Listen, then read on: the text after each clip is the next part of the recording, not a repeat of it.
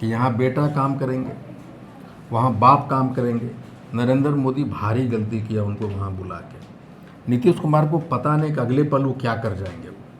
वहाँ ये नंबर्स बहुत ज़्यादा मायने नहीं करते, राजनीति मायने रखता है। कि उन्होंने महागठबंधन राजद को कमज़ोर करके वो खुद कमज़ोर हुए, जदयू कमज़ोर हो गए। उन्होंने भाजपाइयों को समाजवाद की धरती पे पैर पसारने का जगह दे दिया। तब उनके ऊपर लगता है कि यार सुरक्षित हाथों में हमें बिहार को देकर जाना। बिहार किसी भी झोला छाप मुख्यमंत्री को पसंद नहीं करेगा। कि नरेंद्र मोदी जैसे हाथ उठाए झोला में पर्ची वाला भी मुख्यमंत्री निकाल, वही पर्ची वाला बात करें, झोला में से हाथ डाला, ऐसे ऐसे मंत्र पढ़ा, निकाल दिया एक नाम खट्टर। महागठबंधन और जदयू और भाजपा के कुछ लोग टूट के आएंगे, सरकार बने। 28 को आदमी आ जाएगा उधर टूट के, साम्राज्य को नहीं बनाया तो। मेरे साथ आईपी गुप्ता हैं और 13 अप्रैल 2025 को गांधी मैदान में एक बड़ा जनसैलाब उमड़ा था। बिहार का एक तबका, एक समाज जो राजनीतिक रूप से और सामाजिक रूप से हाशिए पर था, उसको बिहार की राजनीति में, देश की राजनीति में सेंटर पर आईपी गुप्ता लेकर आए हैं। इस बार विधायक भी बने हैं, लेकिन लक्ष्य क्या है, प्लानिंग क्या है? एक तो बड़ा मुद्दा था कि आरक्षण इनके समाज को शेड्यूल कास्ट कैटेगरी में था, वो नहीं मिल रहा है। आगे फिर से 12 अप्रैल को पटना के बापू सभागार में एक बड़ी बैठक कर रहे हैं। अब तो आप विधायक भी बन गए, लोग कहते हैं कि नेताजी लोग इस्तेमाल कर लेते हैं जनता का, विधायक बन गए, अब तो आराम से पटना में रहिए। फिर आप वही रैली धरना प्रदर्शन शुरू कर दिए। यही बता बोल के हम लोगों को कमज़ोर करना चाहते हैं आप लोग सब मीडिया वाले। हमारे लोग समझ गया कि आप लोग बरगला नहीं सकते। ये गुमनाम जाति जो 13 अप्रैल को पटना गांधी मैदान भर देता है, आप ही ने कहा था मुजफ्फरपुर रैली के बाद कि वो जज्बा मैंने देखा जो काशी राम में था। हाँ, सतुआ चिवड़ा मैंने तो आपको दिया था फीडबैक। आप मिलने के लिए आए और बोले, देखिए वो गांधी मैदान एक गुमनाम जाति को जिंदा कौम बनाता है, एक पार्टी बनाता है, 78 साल के बाद एक विधायक बनाता है और पार्टनर बना देता है, गोतिया बना देता है अलायंस में। और अचानक गली गली गांव गांव में हमें लीडर पैदा कर देते हैं। और जो पार्टी, किसी पार्टी में चाय पिलाता था, पानी पिलाता था, उसका तत्वा होना उस पार्टी के लिए जैसे लगता है कि एक रोशनी मिल जाना होता है। ये तांती है, चाय पिले, इनको जिला अध्यक्ष बनाओ, तत्वा को खोजो। और शायद आईपी गुप्ता पहला नेता है पूरे बिहार में जिसका वोट कन्वर्सन रेट किसी इतिहास के पन्नों में कहीं दर्ज नहीं है कि 80% से ज़्यादा कन्वर्सन रेट हो गया। आपका कितना हुआ आपके तरफ? वही मैं कह रहा हूँ, इसीलिए वो दिन हमारे लिए एक ऐतिहासिक दिन, इतिहास के पन्नों में 13 अप्रैल गांधी मैदान स्वर्णिम अक्षरों से लिखा जाएगा। हम नहीं रहेंगे तो हमारे बच्चे कैसे याद रखेंगे? इसलिए हर साल 5 सम्मान दिवस और उसी दिन हमारी पार्टी का निर्माण हुआ था, स्थापना दिवस मनाने का कार्यक्रम। क्या है एजेंडा, क्या है अभी भी? एजेंडा ये है कि बिहार सरकार में नया भाजपा अपना मुख्यमंत्री थोप रहा है और उसके पहले हम फिर से खड़ा है। तो आपके तो रूम में फोटो लगा हुआ है, देखिए, सम्राट चौधरी और स्पीकर, कौन मुख्यमंत्री है? ये बिहार विधानसभा भी लिखा हुआ है ना ऊपरा में। तो आपके कमरे में वो लगा हमको फ्री हुआ में है। मिला है। तो वो नहीं, याद रखते हैं कि तोरा हटे बहु, भाजपा को हटाएंगे। वो हमेशा टारगेट पर रखते हैं कि भाजपा के लोगों को एक दिन हटा नहीं। तो खैर विधानसभा का कैलेंडर है, वो संजोग से दिख गया मुझे। हटाने के लिए रखा। क्या मुख्यमंत्री को लेकर क्या है, क्या लग रहा है? लोग कह रहे हैं नीतीश जी, आपको क्या लगता है, नीतीश जी ने बाई चॉइस छोड़ा है या उन पर कोई दबाव है? देखिए, नीतीश जी को समझ पाना उतना आसान नहीं है भारतीय पॉलिटिक्स में, लेकिन मुझे लगता है कि नीतीश जी कुछ भी काम आज तक बिना प्लानिंग के नहीं करते। पॉलिटिकल मैसेज कुछ रहता है उनके अंदर में और कुछ तो प्लानिंग है। तो आज दिल्ली में बोल दिए कि हम बिहार छोड़ दिए भाई, बहुत दिन बिहार दिल्ली रहते थे, फिर बिहार आ गए, बिहार चले गए थे, अब फिर दिल्ली आ गए, अब दिल्ली में काम करेंगे। मतलब क्या प्रधानमंत्री बनना चाहिए? दिल्ली में जो कहते हैं ना काम करेंगे, वही वाला पे हमको डाउट है कि यहाँ बेटा काम करेंगे, वहाँ बाप काम करेंगे। नरेंद्र मोदी भारी गलती किया उनको वहाँ बुला के। नीतीश कुमार को पता नहीं कि अगले पल वो क्या कर जाएंगे। वहाँ नायडू से मिलेंगे, राहुल जी वहीं रहते हैं और लोग वहीं रहते हैं। तो मुख्यमंत्री बन के शपथ लिया है राज्यसभा का, बिहार लौटेंगे अंतिम चुनाव में तो भारत का प्रधानमंत्री बन के लौटेंगे। नहीं तो ये सब 29 में होगा या पहले भी कुछ हो सकता है? पहले होगा, इसलिए मैं कहता हूँ वहाँ जब बैठने लगे। आपके तो बड़े प्रशंसक हैं मुख्यमंत्री जी। आपकी रैली चल रही थी और बापू सभागार में उन्होंने बाकायदा चर्चा की थी कि देखा लोग गांधी मैदान भर देला था। हम भी उनके याद है? हाँ याद है, उनका बहुत वायरल हुआ था कि यहाँ से ज़्यादा वहाँ है। उन्होंने कहा था, मैं तो उनका सामने बैठते थे तो डायरेक्ट बात मैं करता था उनसे बहुत सारी चीज़ें।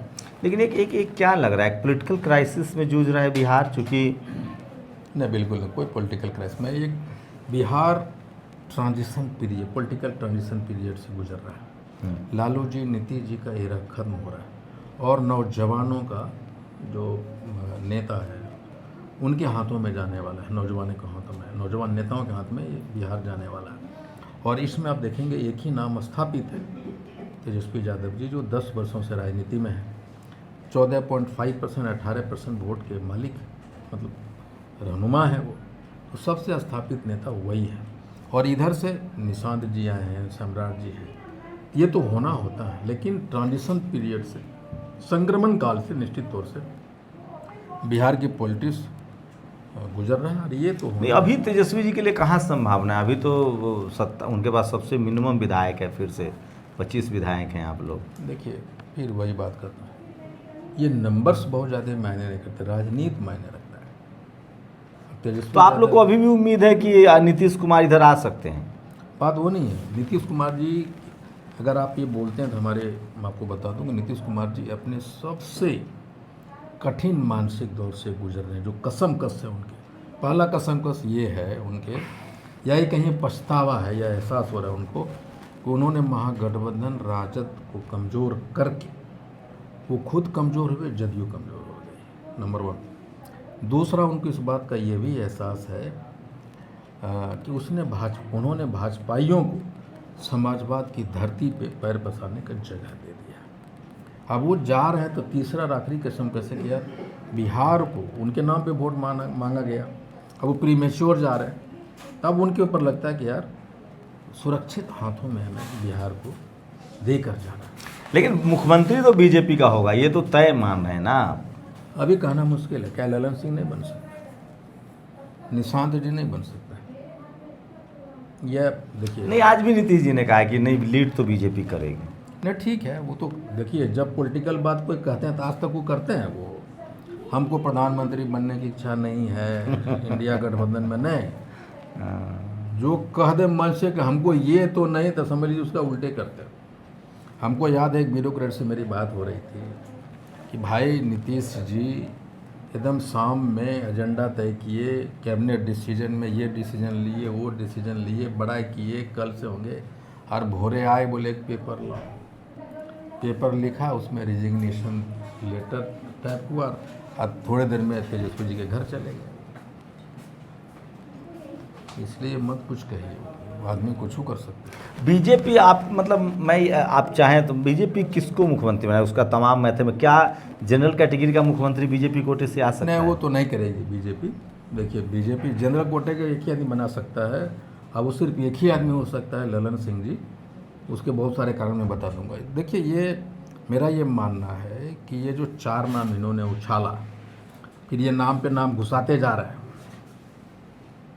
भाजपा वाले, सम्राट जी, नित्यानंद राय जी, दिलीप जायसवाल जी, विजय सिन्हा जी, बाद में विजय सिन्हा जी भी जोड़े, फिर चौरसिया जी के नाम जोड़ रहे हैं, फिर रेणु देवी भी जोड़ रहे हैं, फिर कोई बीवी गिरी है उसको जोड़ रहे हैं, पता नहीं कौन गिरी है उनको जोड़ रहे हैं।